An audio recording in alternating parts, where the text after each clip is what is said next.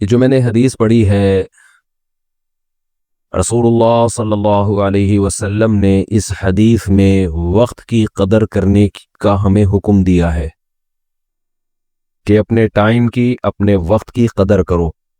اس قدر کو سمجھانے کے لیے آپ صلی اللہ علیہ وسلم نے 5 چیزوں کا تذکرہ کیا کہ 5 چیزوں کو 5 چیزوں سے پہلے غنیمت سمجھو۔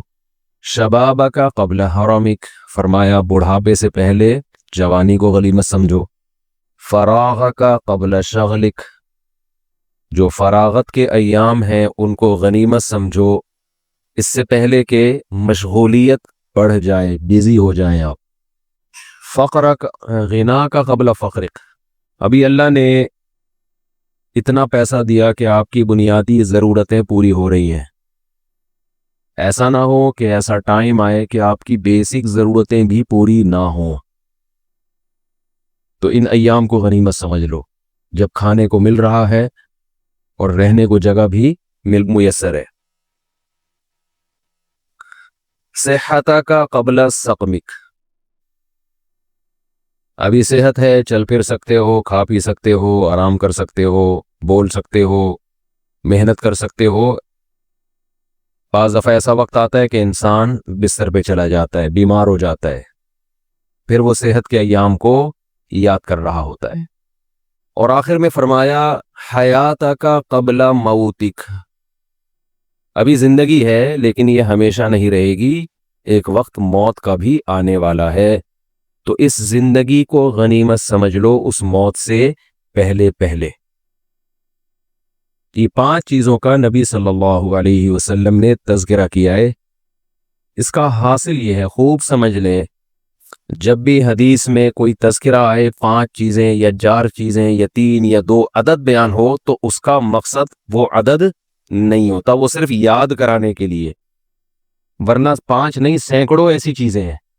آج نئے نئے مفتی پیدا ہو رہے ہیں نا، جو آپ کو مجتہدین سے ہٹاتے ہیں، تو وہ حدیث پیش کریں گے، دیکھو حدیث میں یہ 3 چیزیں ہیں، تو بس 3 ہیں، چوتھی کہاں سے لے آئے؟ 4 چیزیں ہیں، 5ویں کہاں سے لے آئے؟ 5 چیزوں کا تذکرہ یہ 6ٹھی مفتیوں نے، مولویوں نے خود نکال لی۔ یہ وہ لوگ ہیں جن کو قرآن و سنت کے علاوہ سب کچھ آتا ہے، طنز کرتے ہیں مولوی ایسے بتا رہے ہیں، مفتی لوگ یہ بتا رہے ہیں۔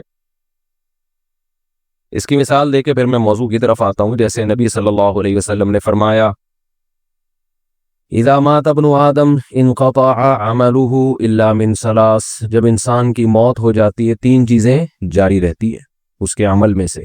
صدقۃ جاریۃ، جو اس نے صدقہ چھوڑا جو ہمیشہ چلتا رہے گا۔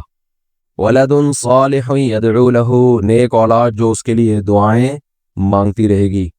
علم ينتفع به، وہ علم جس سے لوگ فائدہ اٹھاتے رہیں گے۔ ہم لوگ کہتے ہیں اس میں ایصال ثواب کہاں سے آ گیا؟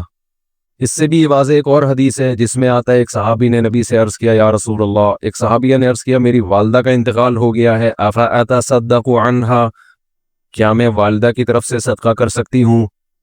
آپ نے فرمایا ہاں۔ تو صدقہ اس کا ثواب کہاں کس کو پہنچ رہا ہے؟ اولاد صدقہ کر رہی ہے، اولاد دعا مانگ رہی ہے، ثواب کس کو مل رہا ہے؟ والدین کو مل رہا ہے۔ اسی سے فقہاء نے استدلال کیا کہ صدقہ چونکہ ایک نیکی ہے، تو کوئی بھی نیکی کر کے مرحوم والدین کو پہنچائی جا سکتی ہے۔ اس کے لیے حدیث کے حوالے کی ریفرنس کی الگ سے ضرورت نہیں ہے، یہی ریفرنس کیا ہے؟ کافی ہے۔ اب لوگ کیا کرتے ہیں، مسجد میں دریاں بچھا دیں، تو اس کا ثواب کس کو ملے گا؟ والدین کو۔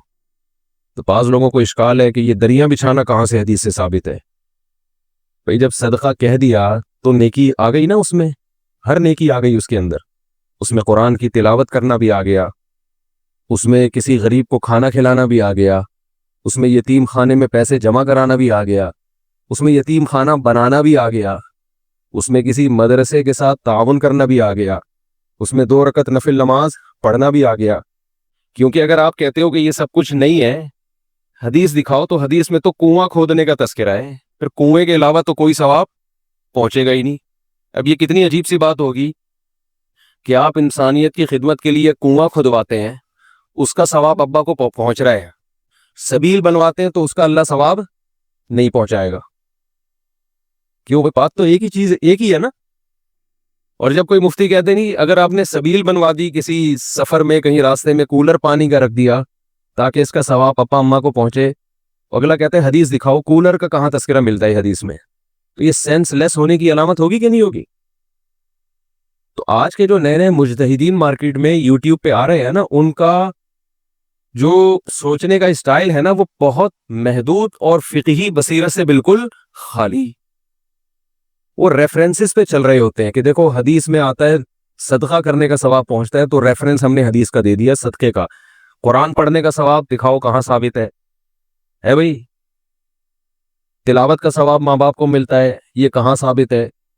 تو یہ صدقہ نیکی ہے. حدیث کا مقصد یہ ہے کہ جب کوئی شخص مر جاتا ہے تو اس کے اپنے عمل کا دروازہ بند ہو گیا، بعد والا اس کے لیے کوئی عمل کرتا ہے تو وہ دروازہ اللہ کبھی بھی بند نہیں کرتے. یہ اللہ کی رحمت ہے. البتہ یہ جو حدیث میں 3 کا عدد ہے نا، یہ 3 سمجھانے کے لیے، 3 نہیں، وہ 6 بھی ہو سکتے ہیں، 3000 بھی ہو سکتی ہیں وہ چیزیں. اس میں خوب سمجھ لیں کہ کوئی بھی نیکی کی جائے مرحوم کے لیے اس کا ثواب میت کو ملتا ہے. یہاں ایک اشکال ہے کہ پھر صحابہ کرام سے کیوں ثابت نہیں ہے قرآن پڑھ کے بخشنا؟ بھئی صحابہ تو نیکی پہ ہم سے زیادہ حریص تھے نا، صحابہ سے ثابت کیوں نہیں ہے؟ تو صحابہ سے اس لیے ثابت نہیں ہے کہ یہ عمل اجتماعی طور پہ ناجائز ہے، کیونکہ کوئی بھی نفلی کام اس میں اجتماع کے لیے الگ سے دلیل کی ضرورت ہے. اگر وہ الگ سے اجتماع کے لیے ایک الگ سے دلیل نہیں ہوگی تو نفلی کام انڈیویجولی آپ کر سکتے ہیں، انفرادی طور پہ آپ کر سکتے ہیں، اجتماعی حیت پہ آپ نہیں کر سکتے. تو صحابہ نے چونکہ اجتماعی حیت پہ نہیں کیا اس لیے ثابت نہیں ہے. انفرادی کیا یا نہیں کیا، تو انفرادی عمل بیان نہیں کیا جاتا. اب کوئی بھی اپنے والد کے لیے کوئی تلاوت کر رہا ہے کہ اللہ اس کا ثواب اس کو پہنچ جائے، تو یہ تو دل کی چیز ہے نا، اس کو کوئی راوی کیسے ہائی لائٹ کرے گا، کیسے اس کو نمایاں کیا جائے گا؟ تو دل کی بات ہے.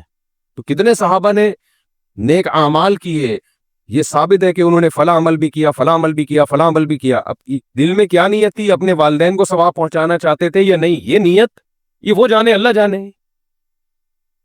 ایسے تھوڑی ہوتا تھا کہ یہ پنکھا ابا کے ثواب کے لیے لکھتے تھوڑی تھے لوگ، دل میں نیت ہوتی تھی. اس سے یہ بھی پتہ چل گیا کہ قرآن پڑھنا اپنے والدین کے اس کو ثواب پہنچانے کے لیے جائز ہے، لیکن ایصال ثواب کے لیے قرآن خوانی جائز نہیں ہے. سمجھتے ہیں کہ نہیں سمجھتے؟ There are 2 types of قرآن خوانی. قرآن خوانی جو اجتماعی سطح پہ ہوتی ہے نا، پبلک آتی ہے، سب قرآن پڑھتے ہیں، تو کتنی قسمیں ہیں اس کی؟ انگلی سے اشارہ بھی کر رہا ہوں، 2 قسمیں، بلکہ ہم 3 قسمیں بنا لیتے ہیں. اجتماعی حیت میں قرآن جو پڑھا جاتا ہے، سب لوگ اکٹھے ہو کے پڑھتے ہیں، اس کی 3 قسمیں ہیں. ایک قسم تو یہ مرحوم کے ثواب کے لیے، ہمارے ابا کا انتقال ہو گیا، تمام حضرات سے گزارش ہے ہمارے گھر تشریف لائے، آج قرآن خوانی ہوگی. یہ عمل بدعت ہے، ناجائز ہے، کیونکہ اس طرح اجتماعی حیت پہ قرآن پڑھنا بطور عبادت کے پڑھا جا رہا ہے ثواب پہنچانے کے لیے، اور نفلی کام میں عبادت اجتماعی سطح پہ جب آپ کرتے ہیں اس کے لیے الگ سے قرآن و سنت میں دلیل کی ہمیں ضرورت ہے.